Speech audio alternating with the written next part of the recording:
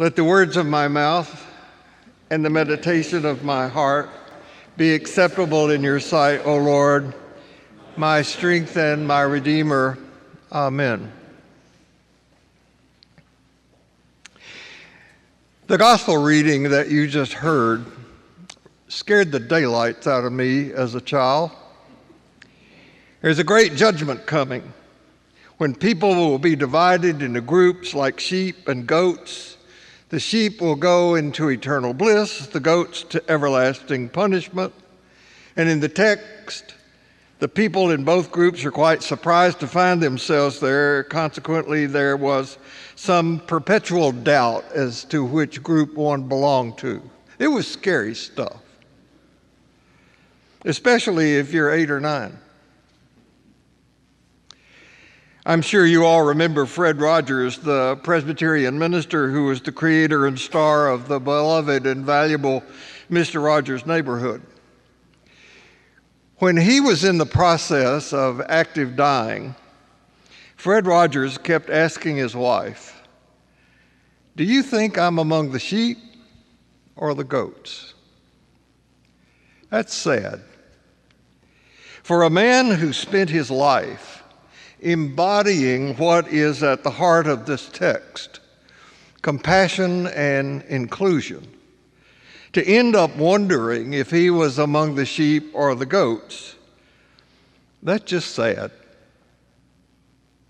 So one of the goals I have for this sermon is that when it's over, which will be in less than 20 minutes, you won't see this teaching as either sad or scary, but rather as a teaching that can gift us with a very realistic hope.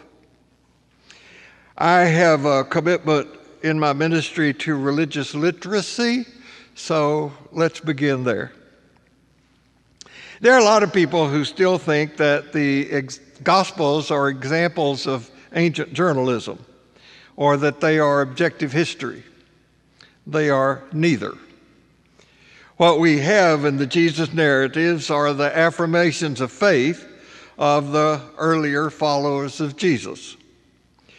What shaped the things that we have in the Gospels is that after the execution of Jesus and their experience of resurrection, the Jewish followers of Jesus returned to the synagogue and began to include stories and memories and teachings about Jesus into their synagogue Jewish liturgy. In the year 70, there is what is now referred to as the fall of Jerusalem. At this time, the followers of Jesus, decades after his execution, are still part of the synagogue worship. And then there came a split. We Methodists should know about splits. When the Jewish followers were extruded from the synagogue communities, this happened somewhere around the year 88. And the scholarship that I trust says that Matthew was composed slightly before this time, sometime in the year between 75 and 85. Matthew is a very, very, very Jewish writing. And Matthew's profound respect for Jewish life and tradition is found all through the Gospels. He had this passionate desire to show that Jesus was the fulfillment of the law and prophets. Jesus was the new Moses, and that appears over and over in Matthew.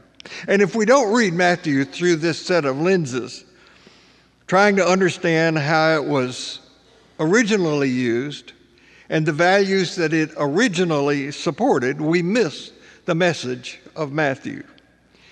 So you will notice that in Matthew there are different blocks of material, and there are these different blocks of material say different things.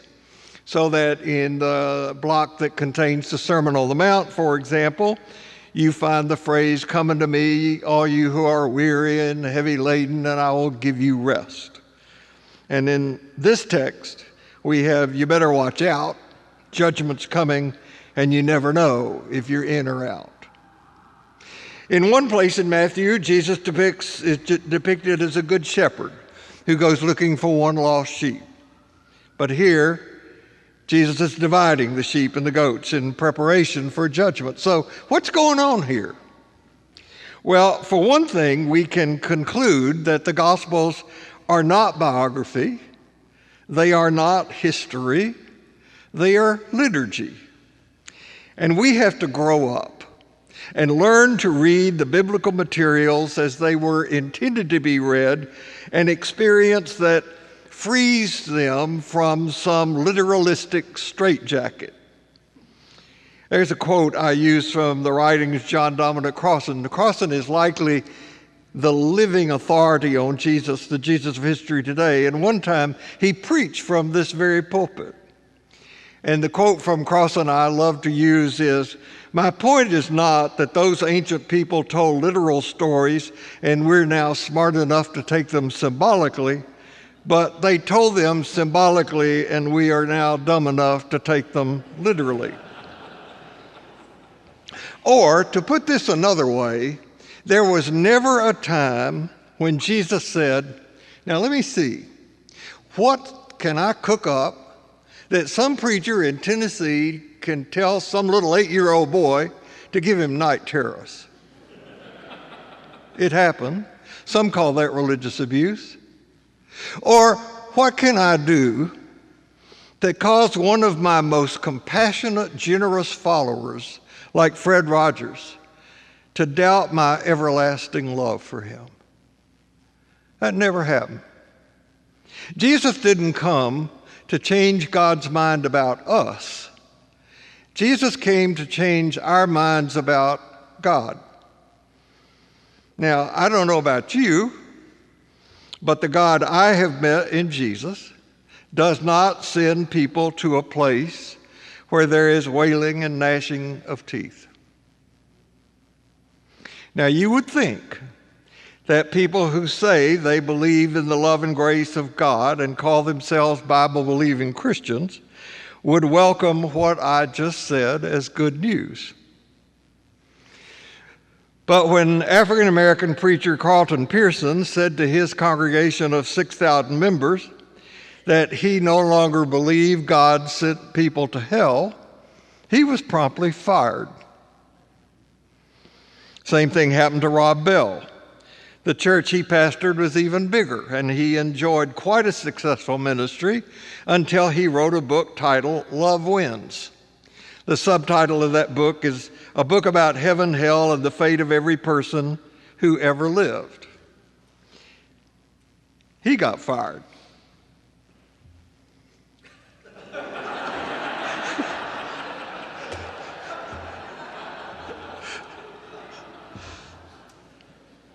Now, you might think that after having been touched by the healing love of Jesus, people would say, "There's no hell? Well, that's the best news I ever heard." But not so. I'm going to leave it to you to figure out why that is. Now, I want to be a smidgen more personal because maybe my story might be relevant for some of you. I cannot tell you how much I have benefited from and been gifted by my relationship to the church. I've been in church all my life. And I can also see, looking back, how the teachings of the church, at least some of them, could have derailed me in my attempt to follow Jesus. You know, there's a huge difference between believing in Jesus and following Jesus. I was born into a very loving, supportive family in a small town in Tennessee, in a house that was directly across the street from the First Baptist Church of that town. And my father bragged, I was born on a Monday, my father bragged that when I was 6 days old, he walked me across the street and enrolled me in the cradle roll of that Baptist church.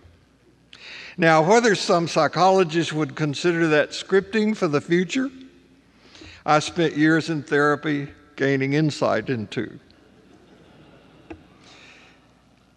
I love the church. My father was a good man, and he was a racist.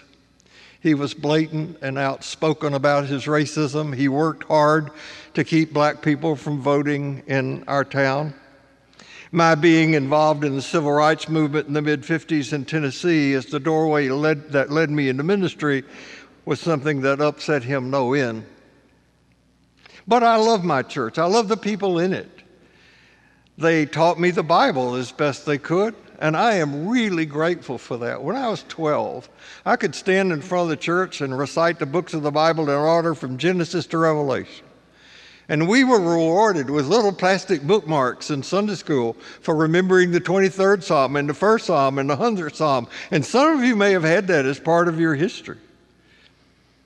But I was also taught some things in the church that not only lacked wisdom, but were just downright wrong. I was encouraged to confuse beliefs with truth.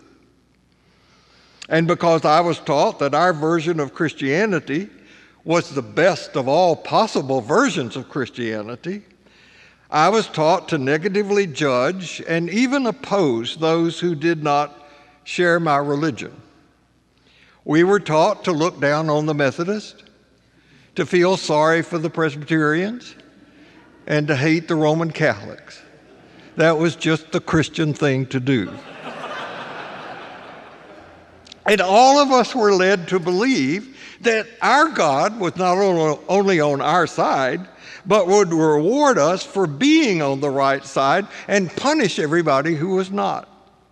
So that led to the very disrespectful stance that it was our job to save souls for Jesus, which meant getting people to believe what we believed. And it led to our taking our religion to other countries and convincing people to give up what they had been taught was true and replace it with ours. As I grew, I began to be aware that I was in the religion I was in simply because my parents were that. I had been born into that religion. And I knew that had I been born to some other parents in some other religion, like Presbyterian or, God forbid, Roman Catholic, I would be that. If I'd been born in some other country, like India, I'd probably be Hindu. But I lucked out. I got born into the only doctrinally correct religion in the whole world, in the whole history of the world. It was just amazing to me to believe that God waited till there were Southern Baptists in Tennessee to reveal the truth. Now, what I've come to see is that I can embrace my tradition deeply without looking down on or judging as wrong the religious tradition of someone else. Further, I've come to believe that until we correct this illusion culturally, we have no hope for peace. Fundamentalism of all kinds, even if it wears a velvet glove, is the enemy of peace. There is a story in our tradition about Paul, the one after whom this church is named. He was on his way to persecute, even kill followers of Jesus when he had what we now call a road to Damascus experience. And later he talked about it as the scales fell from his eyes and he was able to see.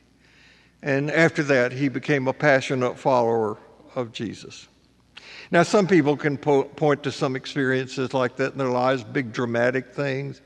I can't. I can point to many, many, many experiences. And modestly, I have the hope that today might be one for you.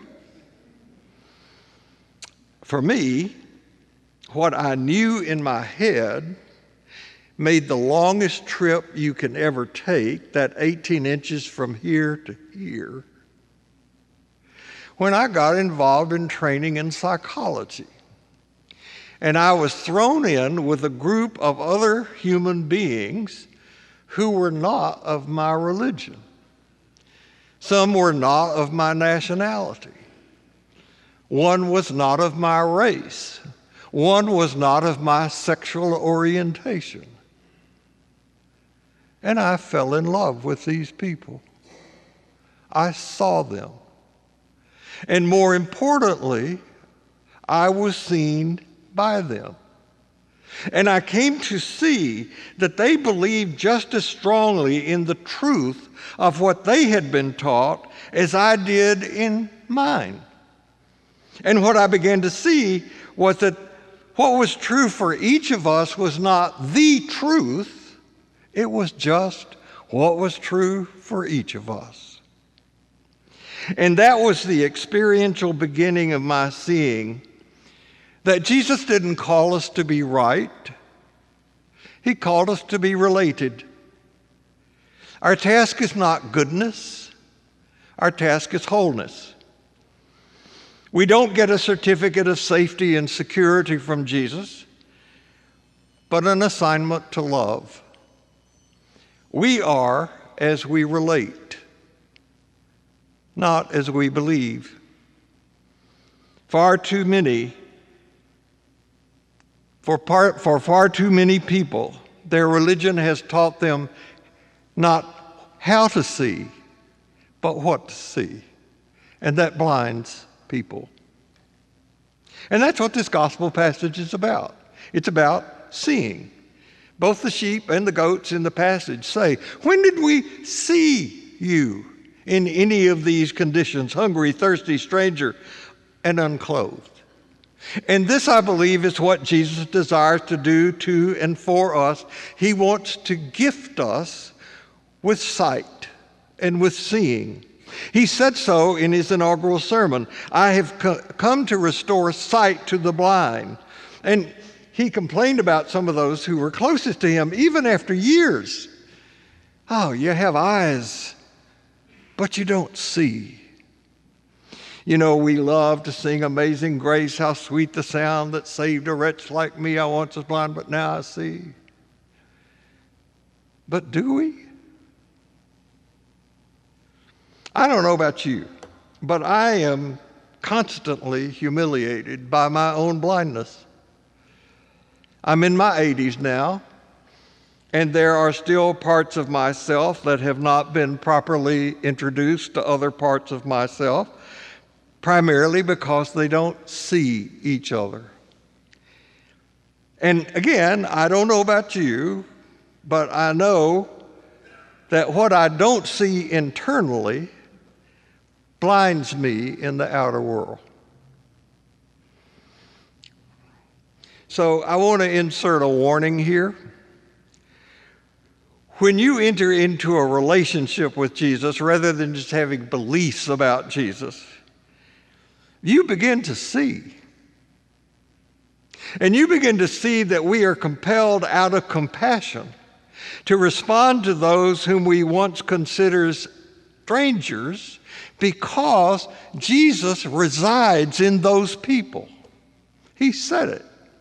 As you have done it to someone you consider the least of these, you have done it unto me. So in my teaching ministry, I am constantly wondering, how can I make this message of Jesus compelling, irresistible? How can our faith become biblically responsible, intellectually honest, emotionally satisfying, and socially significant? Now, you're aware of the political shift that's going on in this country, in the world, to the right. The rise of Christian nationalism is gaining ground daily. Now, I was taught in seminary that there are two things that you cannot talk about from the pulpit. One, of course, is politics, and the other is religion. I mean, real religion. The Christian right ignores this. You just listen to politics or their preaching. They never quote Jesus. They never refer to a teaching of Jesus. But they bring politics into the church in a terrifying way that lacks compassion and seeks to exclude and demean those they label other. And Jesus called those who are the targets of Christian nationalism the least of these. He called them my brothers and sisters. And I believe this has been allowed to happen because so many of us are illiterate when it comes to the use of the Bible and religion. You know, Christianity as a belief system requires absolutely nothing of you. Just believe. That's it. But beliefs, by their nature, divide people. Jesus desired to bring people together. And for this, we need new eyesight. We need new vision. It's no wonder people have preferred to be saved rather than to follow. And that's why so many others see the church as irrelevant and hypocritical. Now, I know that some of you are wondering, well, what about hell? What happened to hell? I mentioned Carlton Pearson and his story. His story's been made into a movie. It's on Netflix. You can go and watch it. It's called Come Sunday. I highly recommend it. Carlton Pearson was the kind of evangelical preacher who, if you sat next to him 5 minutes on a plane or a bus or wherever, he'd eventually ask you if you're saved. And if you weren't, he'd work to get you there. Until the scales fell from his eyes. This happened to him in the early hours of a morning when he was walking with one of his infant children who had colic in his arms, trying to get her to sleep. And those of you who've been there know there is a choice you have to make between loving the child and throwing a child out the window. So while he was doing this, he had the television set on to one of those 24-hour news stations, and the news at that time was about the genocide in Rwanda. Some of you may remember. And as he watched that and listened, he saw and heard, and he said to himself, those people aren't going to hell. They're in hell already.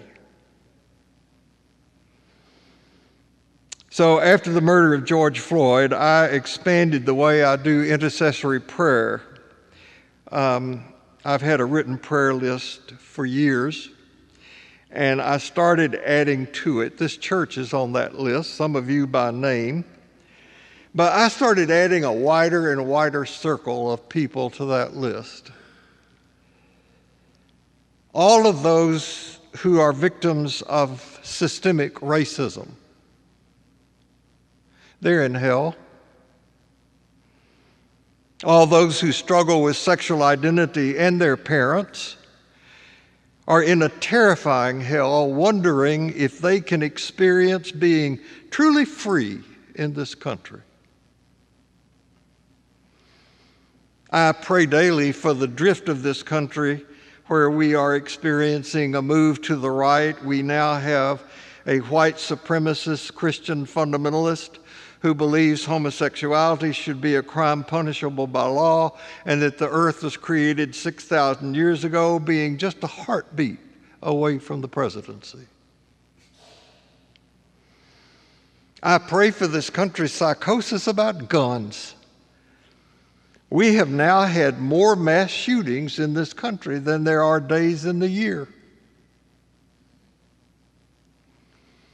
We were in Switzerland a few weeks ago, and our host in Bern asked me, is it true that you have active shooter drills in your elementary schools? Yep. That's hell. Hate crimes are increasing all over this country, and if you were a victim of one of those or a target, that's hell. I pray for the citizens of Ukraine who have been traumatized by Putin's invasion, and for the citizens and combatants on both sides of this war that's gone on for over a year now. They're in hell.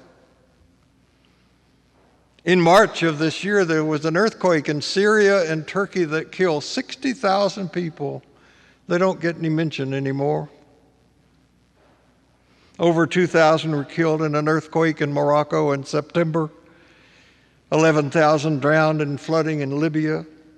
And now there's the hellish situation in Gaza and Israel.